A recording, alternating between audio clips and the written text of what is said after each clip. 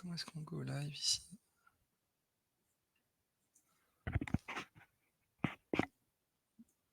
Bonjour à tous, est-ce que vous m'entendez?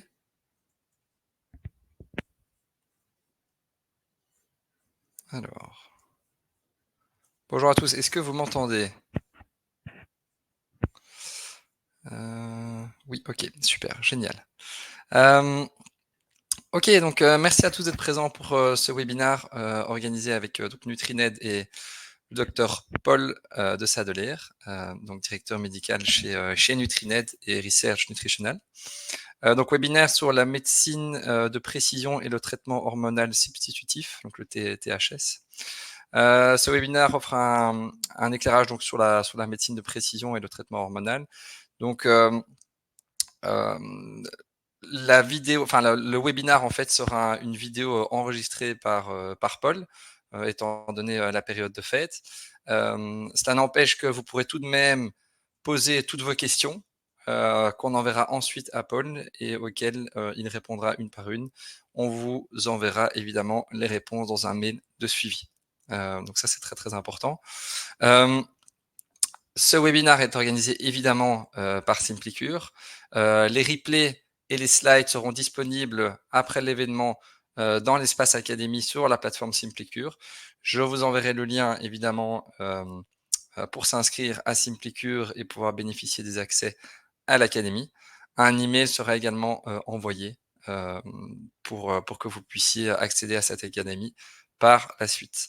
Voilà, donc je vais bientôt lancer cette vidéo en espérant que tout fonctionne bien. Et voilà, je tiens également à vous souhaiter de joyeuses fêtes de Noël et à vous remercier en fait voilà, de votre présence aujourd'hui. Alors, voyons voir comment ça marche.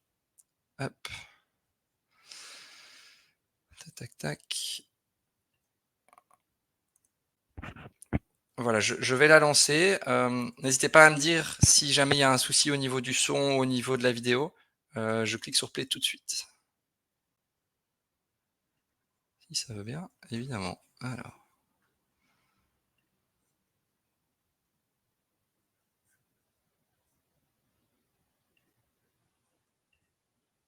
Est-ce que la vidéo joue de votre côté ou pas du tout?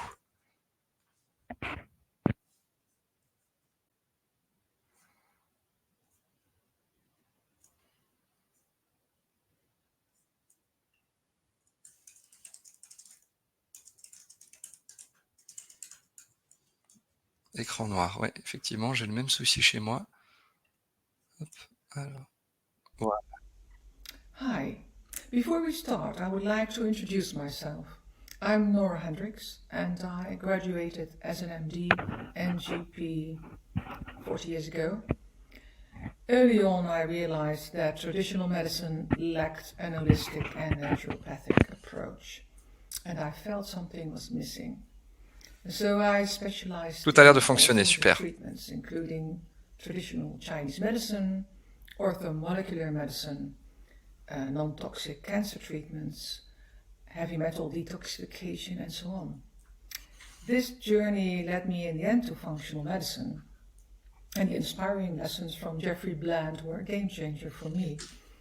Functional medicine now serves as a comprehensive framework where I can integrate various proven healing methods. So my focus within this field is on addressing hormonal imbalances in all their complexity, which can be a challenge. So let's start.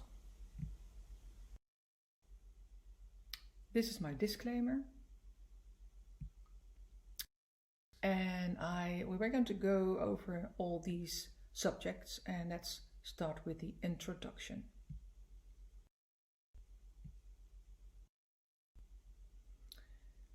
If we look at the history in medicine, Peter Attia in his recent book called it like medicine 1.0 until 3.0, and the 1.0 shifted to 2.0 around 1950 when the antibiotics were invented. And we're now in the beginning of 3.0. So if you look at 2.0, that has certainly extended our lifespan. But what about the surge of chronic diseases that come with it? Our health span, how long do we live in good health, is where the real challenge lies. So, as we navigate this new era, it's crucial to shift our focus from just adding years to our lives to enhancing the quality of those lives, of those years, of that life. That's where functional medicine comes in, offering an holistic approach to not just extend life, but truly enrich it. So there are some challenges here. And then we can talk about personalization and prevention. We have to see how modern medicine will include that in their approach in the near future, hopefully. And then menopause is a very important subject. So how significant is this menopause issue where I'm going to? Well, approximately 50%, that's not surprising of course, of the world's population is or will experience menopause at some point. And if we look at the estimation of numbers in developed countries, the average age of menopause is 51 years and the average life expectancy is 82 years. So it's easy to see that 1/3 of a woman's life is spent in the postmenopausal stage, or you can say a half of a woman's life, adult life, is spent in the postmenopausal stage.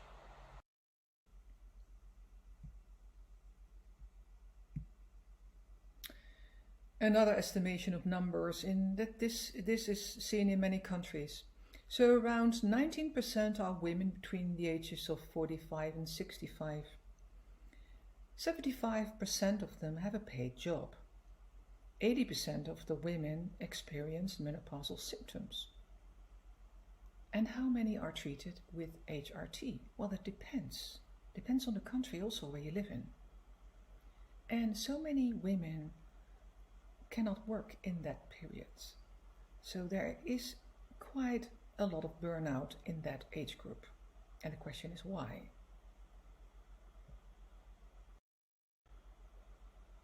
Of course, we're going to look at some case studies. We have Sandra, 52 years, very healthy, good lifestyle. Agnes, 57 years, a bit of complicated history, medical history. And then we've got Ilu, she's only 38 years with a post-surgical menopause. So we're going to come back to those 3 women later after my whole story. So the question is personalizing of hormone therapy important here? So if you look at those 3 women, they're totally different. Do we need to give them the same hormone substitution? I'm going to try to answer that question. So let's first look at menopause, premenopause, perimenopause, postmenopause, climaterium, etc. So many words for it. And not everyone may know that a significant workshop was held to define the stages of menopause. This event, Straw Plus 10, involved specialists from different countries who collaborated to establish a clear framework for understanding the various stages of menopause. This is the schedule, and if you look at that, you see in the middle above, you see the menopausal transition. On the left side, reproductive phase, right side, postmenopause. And you see a slow change in menstrual cycle. You see there are some complaints starting already before the last menstrual period. You see the final menstrual period right above. And before the final menstrual period comes in, most of the time unexpected, of course, you only know after 1 year. Before that, lots of complaints are already there. Changes in cycle and also symptoms. And that's something that many doctors are underestimating and many patients don't really know. So it's a very important issue to focus on. what are the possible symptoms in the menopausal transition and in the postmenopause? Well, I normally ask patients before they come in to complete a green climacteric scale. This is widely used as a tool developed by Dr. Green to assess the severity of menopausal symptoms, and it was designed to provide a comprehensive measure of the physical, psychological, and sexual symptoms experienced during menopause. Very valuable.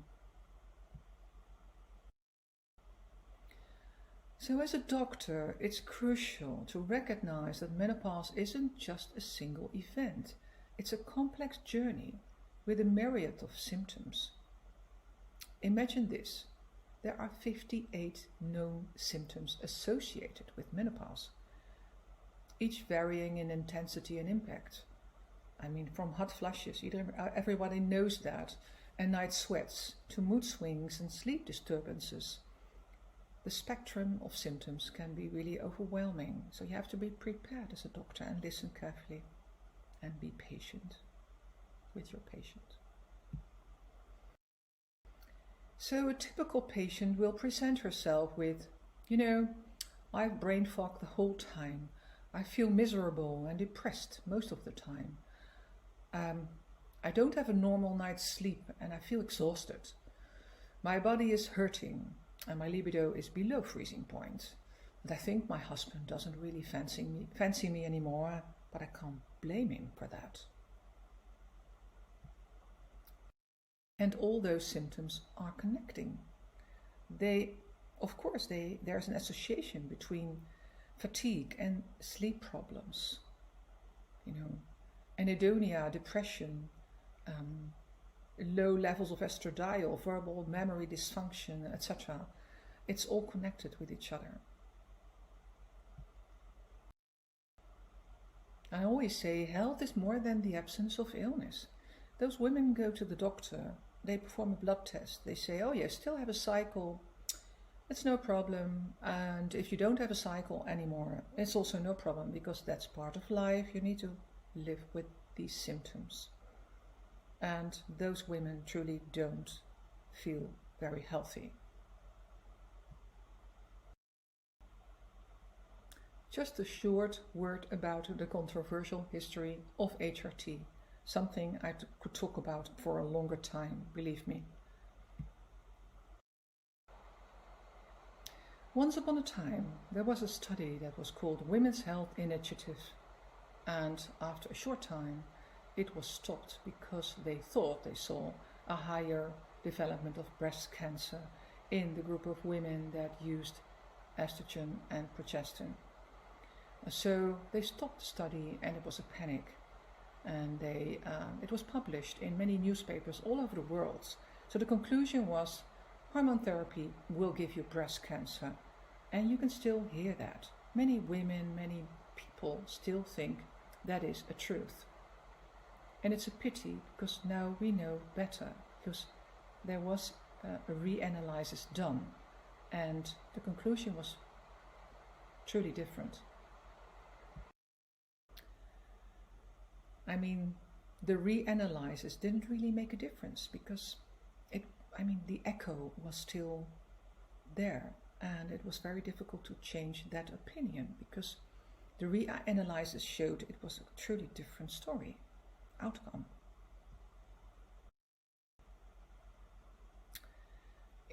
On the contrary, there was a positive impact of hormone therapy if you look at health and quality of life.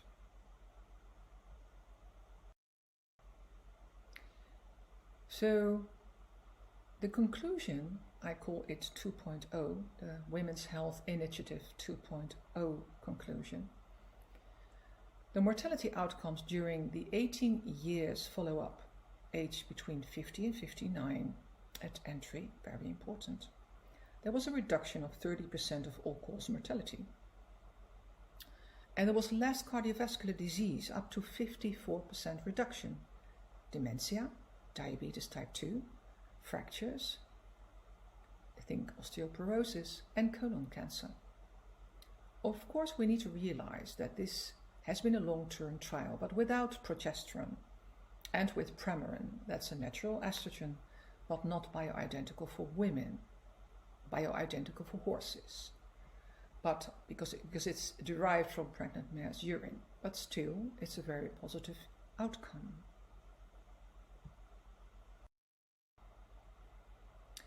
What are the official contraindications for systemic HRT? Well, active cardiovascular disease, breast, ovary and endometrial cancer, history of embolism, thrombosis or any clotting disorder. I sometimes do treat some women that have had some in the history, and I will explain you later why. Active liver disease, undiagnosed abnormal vaginal bleeding. Of course, those ladies need to be referred for further investigation. And it's not recommended to start at an age above 60 years of age.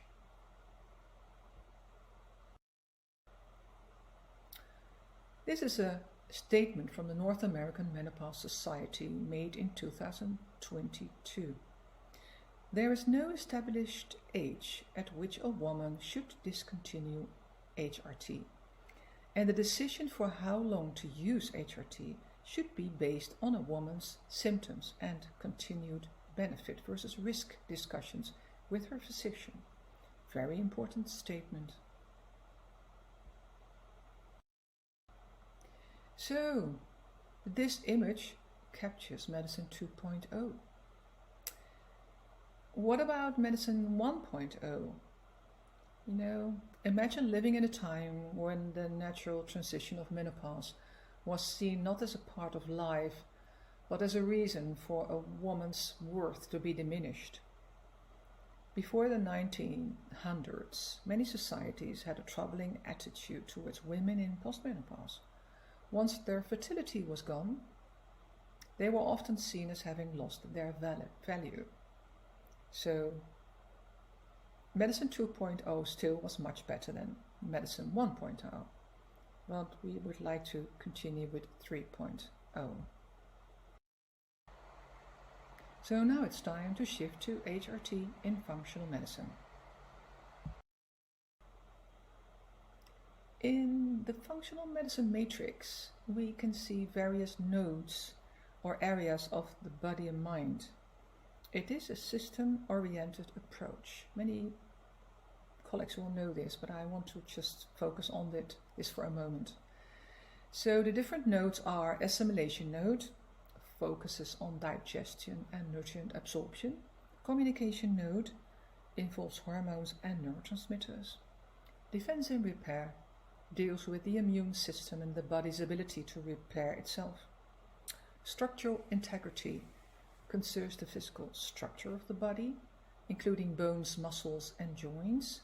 And there's the energy node that focuses on energy production and management, of course. Transport node involves the cardiovascular system and circulation. And then in the middle you have the mental, emotional, spiritual domain that addresses mental health and emotional well-being and involves the individual's sense of purpose, meaning and connection to something greater. Very important.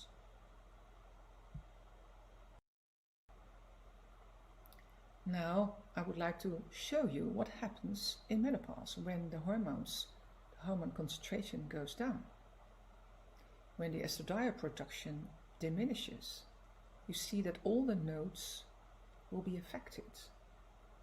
So it's all interconnected. It's not limited to only the ovaries, the uterus and the breasts. And there are many symptoms in the brains. And in functional medicine, we always have to look at antecedents, triggers, and mediators. And above all, we have to also focus on lifestyle, stress management, exercise, sleep, and food.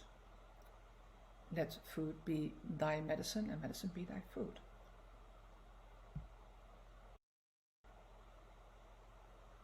So it's not surprising that declining estradiol in menopause contributes to a lot of things that are happening in our bodies. So more insulin resistance, more visceral fat, increased lipids, triglycerides, and an increasing chance to develop the non-alcoholic fatty liver disease, increased stiffness of arteries, capillaries, and thickening of the artery walls, increased neuroinflammation and inflammation, more dysbiosis and leaky gut, less lubrication in joints and skin and vagina, and more bone loss like osteopenia, osteoporosis. So the question is, do we need to treat women in menopause? Of course you could do that in a different way. So you start with low or changing levels of hormones in that period. Then you develop joint stiffness. Well, you can start with NSAIDs, for example. Insomnia, you can start with sleep medication. Hot flushes, well, you have to live with that. Anhedonia, depression, antidepressant drugs could work. Palpitations, send them to a cardiologist and maybe put them on beta blockers. Diminished verbal memory, well, that's not so hard to deal with in daily life. Then the middle term effect, vaginal dryness, some lubrication extra. Recurrent cystitis, antibiotics could work. We'll give it dysbiosis again, but okay, that's a possibility. And in the end, you have inflammation, osteoporosis, dementia, cardiovascular disease, etc. At least you can develop that much earlier in life when you don't substitute the hormones that you miss. Let's look at the brain. Menopause is a neurological transition state. Very important. Around 50% of our symptoms in the menopause are related to the brain. And current research showed us that there is a window of opportunity if you look at HRT. The best time to start is before your last menstrual period. And many people don't know that. Lisa Mosconi is well known in this aspect. She did a lot of research together with her team, and she also wrote 2 interesting books about HRT or menopause and the brain. Many receptors are in the brain. Many receptors for hormones are in the brain. And during perimenopause, there is a loss of 30% of the energy of the brain. That's what they found out. And there is also a potential building up of amyloid in that time frame. So we need to consider early treatment. So it's quite complex. Let's try to find patterns and start with biochemistry. I would like to show you this interesting slide about the biochemistry of steroid hormones. On the left side you see cholesterol as the basic structure, pregnenolone as the mother hormone, very active in the brain for concentration and focus. Progesterone, also quite high level here. Then we go to the right and we see cortisol, our stress hormone. Go further to the right and you see the androgens, like with testosterone and DHEA. Here are the estrogens. Estriol is here. And what you see here on the right side is quite interesting. This is the detoxification of the hormones. The colors of the arrows are associated with the colors here. And you can see here the enzymes that are working in all those arrows. And those enzymes are, of course, connected to our DNA. So we'll talk about that later.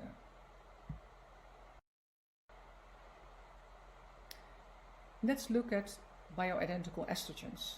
We know 4 bioidentical estrogens, but we're not talking about the 4th one. We're going to talk about the first 3 ones. This is estradiol, this is estrone, and this is estriol. So we call this E2 E1 and E3. The E3, the estriol, is the pregnancy estrogen. The estrone is the menopause estrogen, that's what we make in our fat tissue. Estradiol is produced mostly in the ovaries.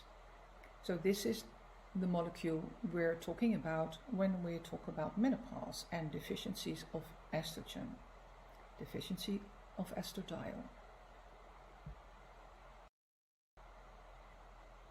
Apparently, there are two estrogen receptors in our body. There's an alpha and a beta receptor. This beta receptor is very interesting because it's a nuclear receptor with a broad spectrum tumor suppressor activity, which could serve as a potential treatment target in a variety of human cancers, including breast cancer. So we know that estradiol likes to bind to estrogen beta receptor, and also the estriol likes to bind there. The estrone, so the E1, likes to bind more to the estrogen alpha receptor. So in the development of cancer, it's an interesting field to look at.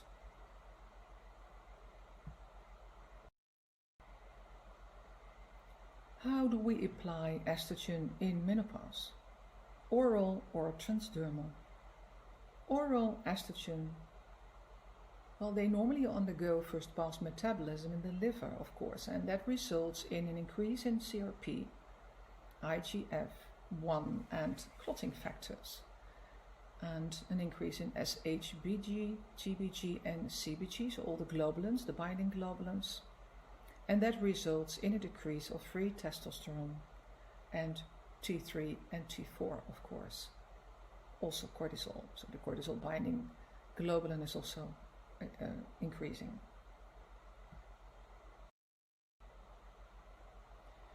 So transdermal estrogen seems not to be related to an increased risk of thrombosis and embolism. Very important to know. So we need to choose for a transdermal way of applying estrogen to women in menopause. It could be a patch, a cream, a gel, or a spray, and that's something you can choose. The next hormone group are the progestogens. We have bioidentical progesterone and progestins, and progestins are synthetic. Many RCTs are done with progestins, and sometimes it's quite hard to look for that, to really discover what kind of progestins or progesterone they have used. It's something you really need to look at, because it determines the outcome, of course. Because of the difference in safety profile. So according to the large E3N cohort study in France, there was no increased risk of breast cancer for the estrogen progesterone group, whereas those using the estrogen plus progestins had an increased risk of breast cancer, of course depending on the progestin used. So there was a recent publication in the Lancet in 2019, and they found that estrogen plus micronized progesterone combination for less than 5 years of use had a relative risk of breast cancer 0.91 compared with women who had never used HRT. So that's an interesting conclusion. So there is a difference in safety profile. So looking at the progestogens in HRT, our primary choice is micronized progesterone. Also because this influences GABA receptor in the brain that will create a deeper, better sleep. Now the third group, androgens, so testosterone, DHEA. Where are the androgens made in women? Well, in the ovaries also. Like 25% of testosterone is created in the ovaries. Of course, in the adrenals and the peripheral tissue also. But you see, the ovaries do have a function here. And when menopause hits, you will see a going down in concentration, and decreasing of concentration of DHEA and testosterone. So do women need suppletion of testosterone? Some do. There has been a lot of trials around this, and they discovered that it has a very positive effect and potential in women with libido problems. So over the past 2 decades, multiple publications have supported the use of this therapy in postmenopause. And there is even a global consensus that tells us that testosterone therapy can be applied. It's quite official. There's also a limitation. A limitation is that testosterone therapy is not approved for women by most regulatory agencies, thereby making prescribing and proper dosing a real challenge. So it's still, despite the substantial evidence, it's still a problem there. What about DHEA supplementation? Well, some facts about DHEA. 64 to 90% of DHEA is converted to the sulfated form in the body. So if you measure, you need to measure that sulfated form in the serum. The production in women is around 4 to 8 milligram per day, and DHEA sulfated form 8 to 16 milligram per day. And I mentioned that because often women come to the clinic, come to my consultation, and tell me that they purchased online DHEA 50 milligram, for example, and that's a no-go. So you have to be careful there with overdosage that women do themselves. There is a lot of DHEA in the brain because it's a neurosteroid. It creates neuroprotection. It stimulates neurogenesis and survival, and it stimulates apoptosis. So it has a good effect on all kinds of processes in the brain. It's also an antioxidant and anti-inflammatory and anti-glucocorticoid in action.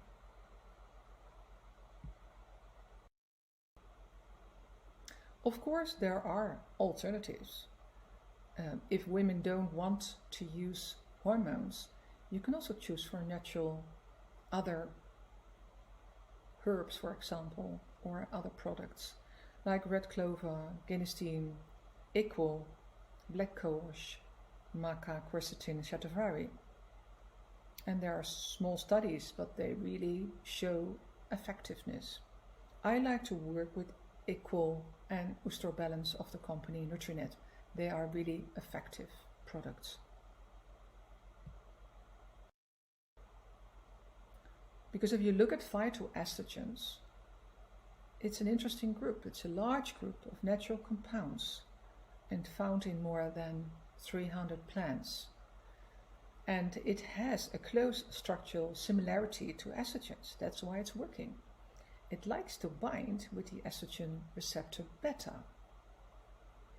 And they also have antioxidant and anti-inflammatory properties, and also work slightly anti-tumoral. So very interesting products. Referring again to qu'aux, it's an isoflavone metabolite, and it normally is produced in the gut by intestinal bacteria, but not many people can do that. Especially Asian people are good in that, but in our society in Europe it's much less effective. It's chemically very similar to estrogen, and the affinity for estrogen beta receptor is 80 times more than daidzein. So that's why it's working so well. Are there alternatives in breast cancer patients with lots of symptoms?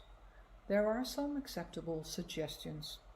Well, the first two I normally don't prescribe because of the side effects.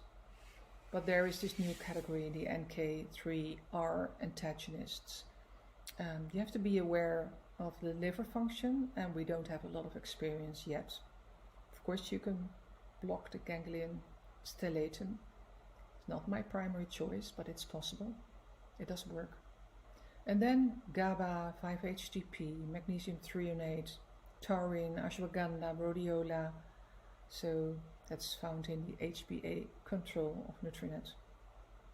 And those are all working especially on our brain. And that's a very important focus in menopause. And of course, vaginal DHEA or estriol is agreed for in many countries, not in all countries.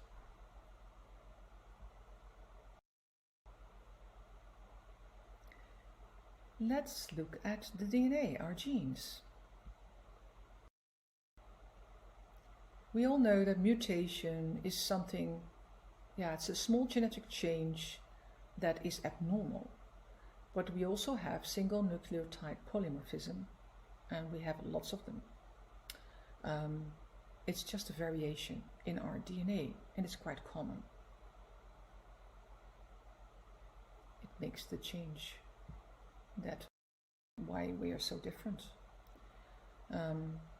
If you look at breast cancer risk, of course, BRCA1 or 2 will have a high impact on breast cancer risk. Then we have the TP53, the PALB2, CHEK2, BART1. But quite common is a combination of SNPs, single nucleotide polymorphism, the combination that creates a bad detoxification, so it creates a larger risk to develop breast cancer. And it's indeed something we see much more than the BRCA1 or 2.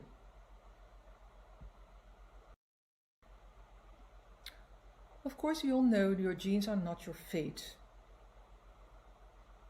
We need to remember that, because you can change your gene expression. You can influence your gene expression. Now let's look again at my favorite slide. And we're going to focus on this right side of the detoxification. In general, your body metabolizes, conjugates and excretes all kinds of substances, hormones, medications, toxins, etc. That's quite normal, and our liver is really important for that. The goal is to obtain from the original lipophilic substance a hydrophilic substance to be excreted. That's the idea. The detoxification of estrogens. Phase 1 detoxification is a hydroxylation to the 2, the 16 and the 4 hydroxyestrone. Phase 2, you see here, is a methylation via the COMT and THFR sulfation and glucuronidation. Phase 3, you don't see this here, is through the urine and the intestines.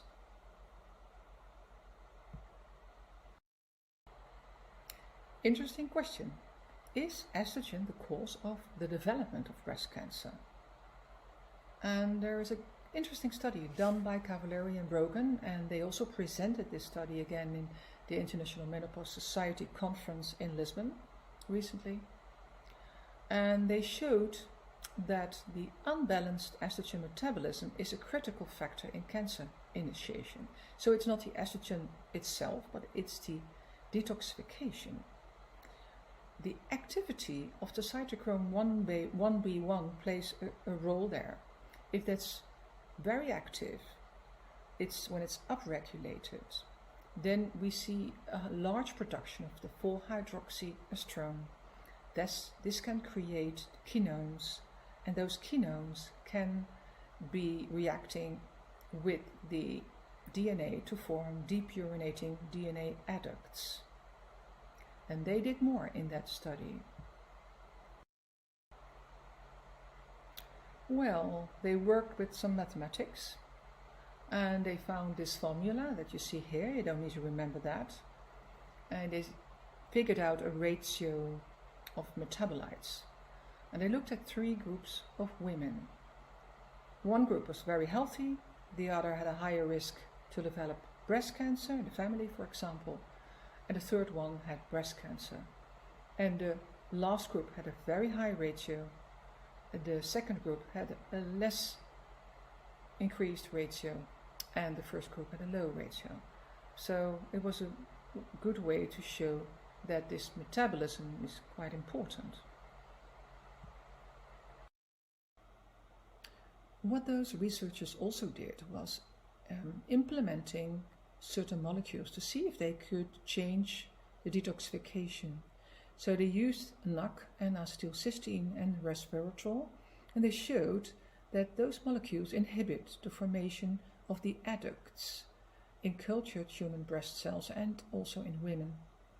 So these results suggest that those 2 supplements, but you can also use glutathione, of course, offer an approach to reducing the risk of developing various prevalent types of human cancer, not only breast cancer, but also other cancers. I will show you later. So this metabolism that you see here, you have the 3 estrogens here. You have the cytochrome 304, cytochrome 1b1 and 1a1. And the 1a1 is the safe road, as we always say. You've got the methylation here and here. And if you overexpress the cytochrome 1b1, you have a problem if you don't have a good methylation in the second phase. So there is an oxidation risk. You can create ketones, and in the end you can create depurinating adducts on the DNA. What's protective? NAC, of course, N-acetylcysteine, glutathione, and NQO1 plays a very important role. So antioxidants are really important. Of course, the activation of the nerve 2 is quite important in our body, the natural antioxidant effect that we can create ourselves. But that's not always so easy in everyone. And you can stimulate that by taking some supplements like broccoli extracts, broccoraphanin with sulforaphane in high dosage. How to measure those hormone metabolites? Is that really doable, not only in a laboratory, but also in our clinics? So this is an example of a result of a Dutch test, and Dutch stands for Dried Urine Test for Comprehensive Hormones, nothing to do with the Netherlands. On the left side in the white field you see the androgens and the metabolites. Right above, progesterone plus the 2 important metabolites, and the rest involves estrogens and estrogen metabolites. So you see a red arrow for the cytochrome 1b1, a blue arrow for the cytochrome 3a4, and the green arrow going down is the cytochrome 1a1. That's phase 1. The phase 1 you can also see represented in the pie, and in this patient you see the red is a little bit on the large side. We want that to be a little bit smaller, and the green is nice and big, so that's good. So we need to detoxify via cytochrome 1a1 preferably. Then you see on the left side down there you see the methylation. This patient is methylating quite well. It's a high methylation, and that is representing phase 2.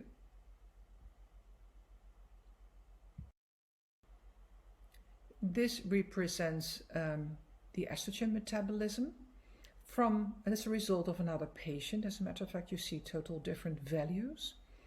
If you look in the top, you see she has rather low dosage of estrogens.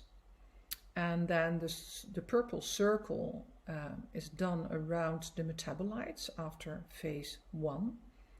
And you see on the left side down there, the methylation is a little bit on the low side. The pie is well divided here, not too much red, a large part of green, so the cytochrome 1A1 is functioning well, and the cytochrome 1B1 is not so active. That's what we want to see. But she needs definitely more estrogen.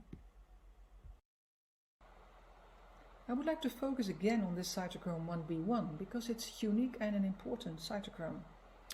It catalyzes the metabolism of many xenobiotics and is involved in the metabolic activation of procarcinogens. And in contrast to other cytochromes, it's expressed in many extrahepatic tissues and a variety of tumor tissues. Studies indicate that cytochrome 1B1 inhibitors can decrease the carcinogenesis. And if you look at the right here in this research, it has an effect on cancer, fatty liver, obesity, hypertension, renal diseases, and glaucoma. So it's an interesting cytochrome. So the cytochrome 1B1 inhibitors may be considered as a potential therapeutic strategy for the treatment of cancer and metabolic diseases. So it needs to be developed still, needs to be researched.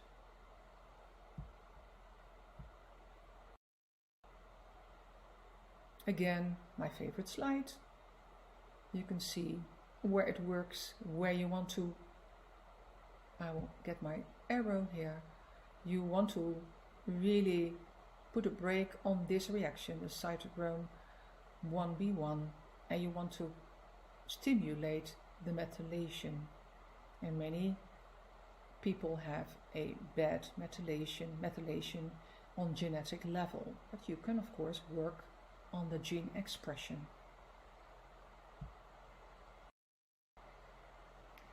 So the pharmaceutical industry is very interested to work around this cytochrome 1B1 inhibitor category, and they're trying to find a good molecule for that. In the meanwhile, of course, we have the natural components of the N-acetylcysteine, quercetin, resveratrol, AO defense, a very good one from the company Nutrinet, and cytoquel. So it's something to consider if you see an overactivation of the cytochrome 1B1. And if you put a brake on the cytochrome 1B1, you need to induce 1A1, of course, because the estrogen needs to be detoxified. For phase 1, you can use flaxseed, omega-3, isoflavones, then the broccoli extracts, indole-3 carbinol and DIM, rosemary, turmeric, exercise and weight loss. Don't forget that. And be careful with toxins, because there are so many toxins that create a burden in our detoxification. Look at all the plastics in the world, the endocrine disrupting chemicals. Oestrobalance is a really beautiful product of Nutrinet that I often use to induce the cytochrome 1A1. And then you really want to induce phase 2, because if you overactivate phase 1, like via the cytochrome 1A1, those metabolites need to also be excreted, and you need phase 2 for that. Very important. So you can use all kinds of products for that. You see that on the left side. But I normally use the methylation capsules from Nutrinet, the combination of the methyl B12 and the MTHF. That's an important formula. Trifortify on watermelon base, and brocarafanin, the sulforaphane. It's really active. But just a personal choice that I make. Case studies. I promised that in the beginning, so we're going to have a look at that. If a woman comes to me in a first consultation, then the question always is, what are the most important symptoms and complaints, and why did she come to me? And what is her expectation? How's her general health? And what is her medical and her family history? And they always need to complete a questionnaire before they come in. Then I need to determine what kind of stage she is in. Is she pre, peri, or postmenopausal?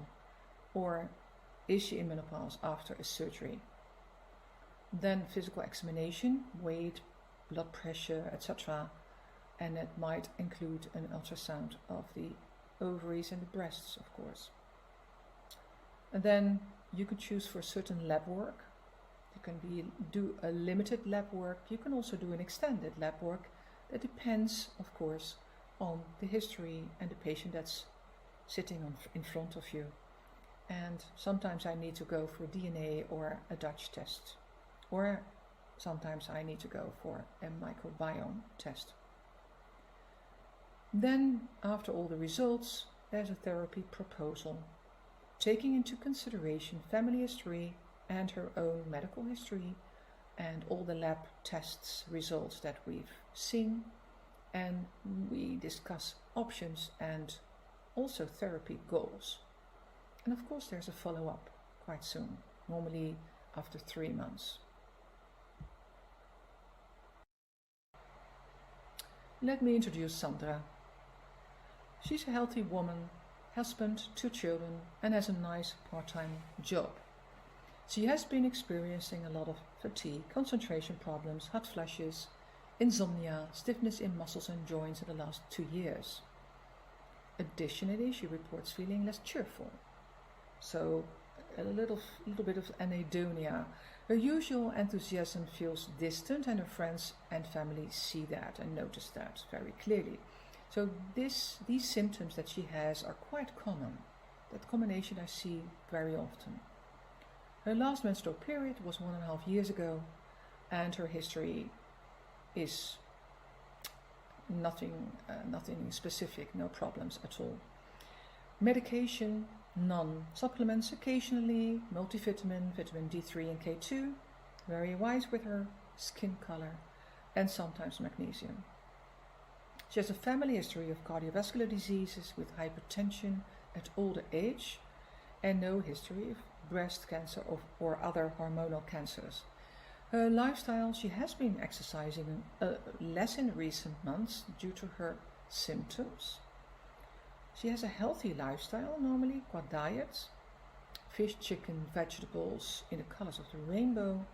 She does not smoke, and she has moderate alcohol consumption, less than 1 per day.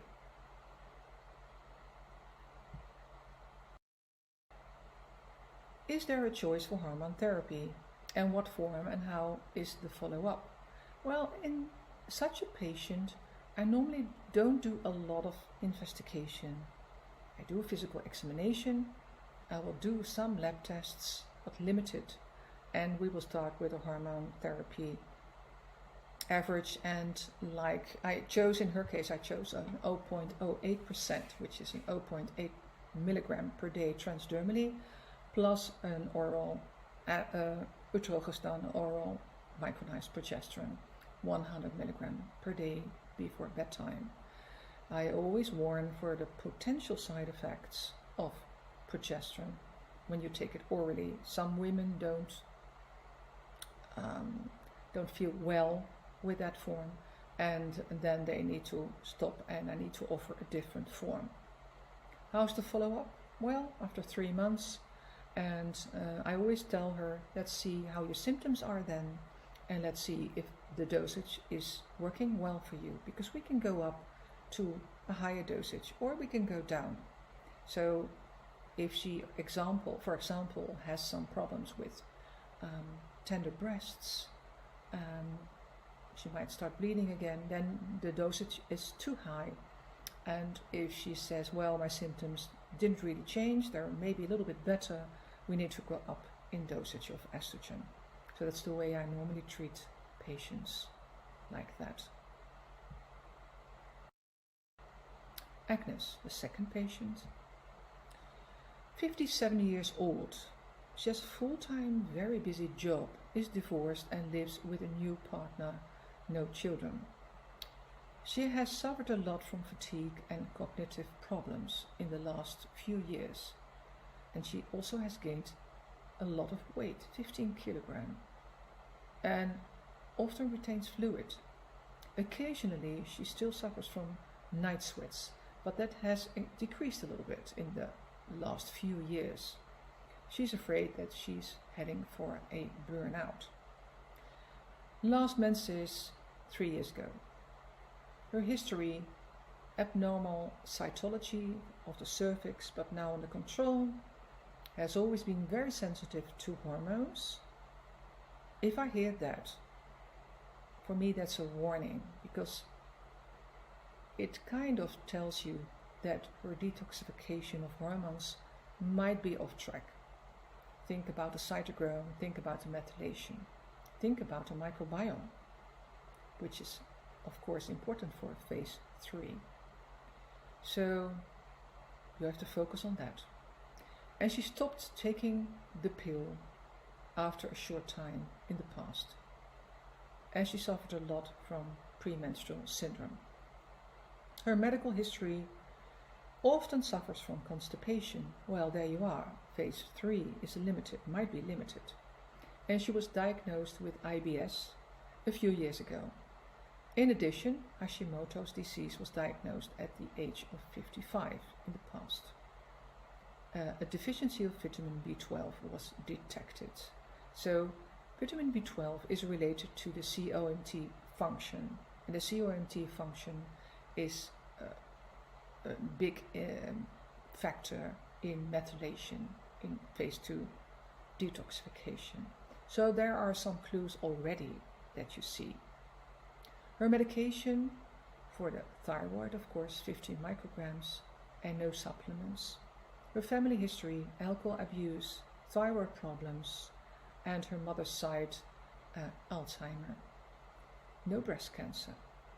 She doesn't exercise, she doesn't do that. She doesn't like it. Food is not always healthy, and she does not smoke, alcohol, nothing, because of her family history. She hates that. So this is quite a different story.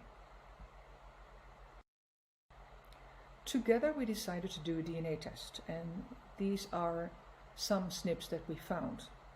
In the cytochrome 17A, which means that we have to be careful with prescribing oral progesterone. Cytochrome 1B1, well, that's an important one because it's upregulated in her case.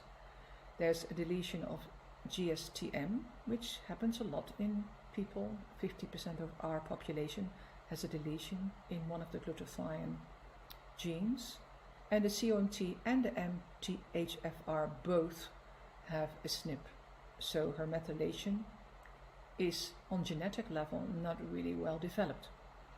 And she is a carrier of the ApoE44, which means that she has a higher risk to develop Alzheimer's disease. So in this slide you can see on the left side the SNP in cytochrome 17A, and the right side the SNPs in phase 1 and phase 2. Is there an option for HRT in her case? Well, yes.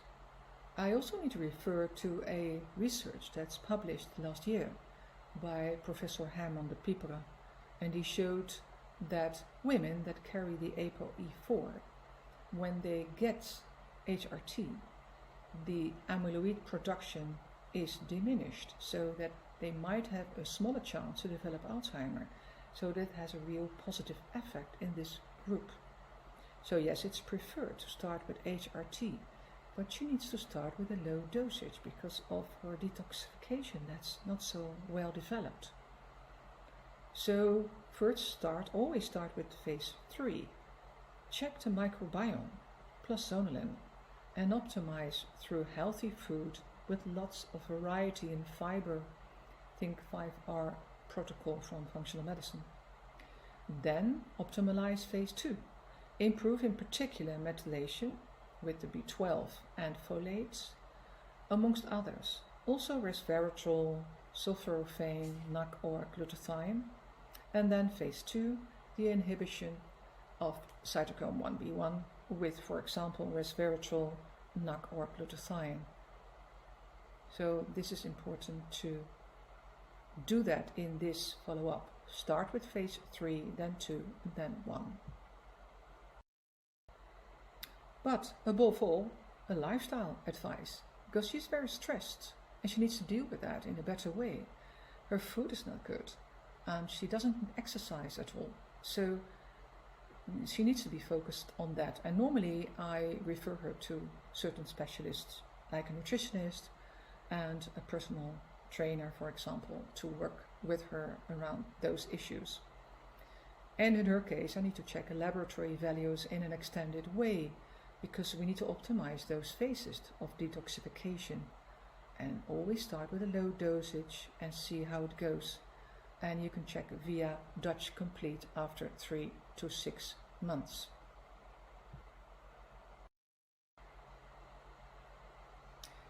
Third patient, Ilu. Much younger, she's 38 years, and she discovered that she was a BRCA1 carrier when she was carrying her third child. So during the last few months since her ovarectomy, she has suffered a lot from fatigue, concentration problems, hot flushes, like 30 per 24 hours, and insomnia. Really, really bad. In addition, she feels insecure and often suffers from all kinds of fears that she never had before. And she can't function in a normal way. So she has had 3 children, 1 miscarry, and the last delivery was about a year ago, and she wanted to continue breastfeeding for a while, so the surgeries were postponed. She also had a mastectomy after. Medical history, no details in the past, and no medication. She tried estradiol patch, but she didn't feel well, and also suffered from a lot of blood loss because she still has her uterus. She chose for supplements like ashwagandha, rhodiola, vitamin D3, and occasionally magnesium. Family history, well, that's clear. Breast cancer, first grade 3 times, from the age of 41, mother's side, and also osteoporosis. Well, lifestyle, well, she normally exercised a lot, but she's no longer exercising because of her symptoms. Food is generally really healthy. She eats a diversity in vegetables, doesn't eat meat or gluten, but she does eat fish and eggs. So it's quite a story, because she was really feeling healthy before the surgery, and she fell down tremendously. This is an official indication for HRT, because ovarectomy is associated with an increased mortality in women aged younger than 50 years who never use estrogen therapy. The only thing they can't die of is ovary cancer. At no age is ovarectomy associated with an increased survival. So this is really important to know. Therapy, well, she needs some lifestyle advice. We need to work around her sleep, for example, her exercise. We need to check laboratory values in an extended way, because I want to optimize her HRT due to her age. She will need a higher dosage. She definitely will need a higher dosage. And we need to check her SNPs and check the Dutch Complete after 3 to 6 months, because that's the way to go. You want to have a higher level for her. The metabolites need to also get to a higher level, but we need to control them. So this is an example of one of the results we had. She has a good estradiol level there, but I want to see it higher. I want to see it in the luteal range, which means that she needs to be in the green upper part. And after this result, I put her on a higher dosage. So I went to 0.2% of her estradiol cream and 200 milligram progesterone, because she didn't want to bleed anymore, she didn't want to cycle, and she didn't want to have it sequential. So I listened to her, and we decided to do it this way, while checking the uterus lining, of course, endometrial lining. And she's doing much better now, but it's a difficult case.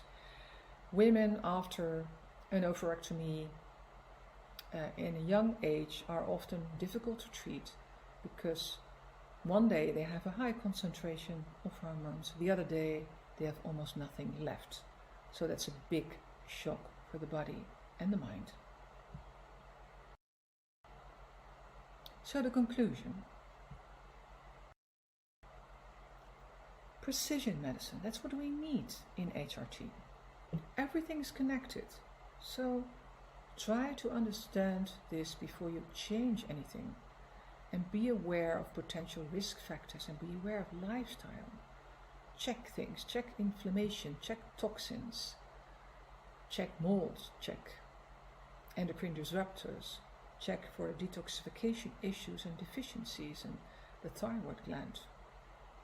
Check the gut, microbiome.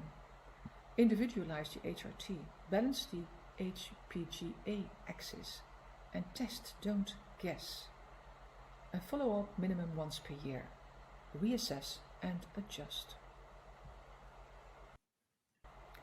Thank you very much for your attention.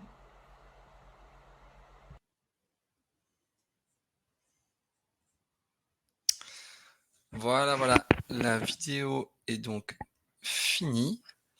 Merci à toutes et à tous d'avoir participé donc, à ce webinaire donné par le laboratoire Nutritionnistes sur la médecine de précision et le traitement hormonal substitutif. Très intéressant, hein, assez technique, il faut le dire. Le replay et les slides seront donc bientôt disponibles dans l'espace Académie, hein, sur la plateforme Simplycure. J'ai bien vu que plusieurs questions avaient été posées.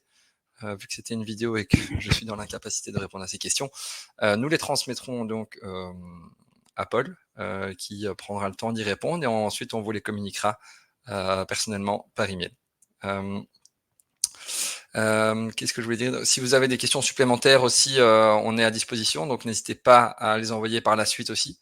Voilà, je vous souhaite des joyeuses fêtes de Noël et à très bientôt pour un prochain webinaire Simplycure. Si jamais, alors je vois ici qu'il y a encore d'autres questions, mais voilà, ça reste des questions assez spécifiques. Donc voilà, encore un tout grand merci pour votre présence. Passez de joyeuses fêtes et à très vite.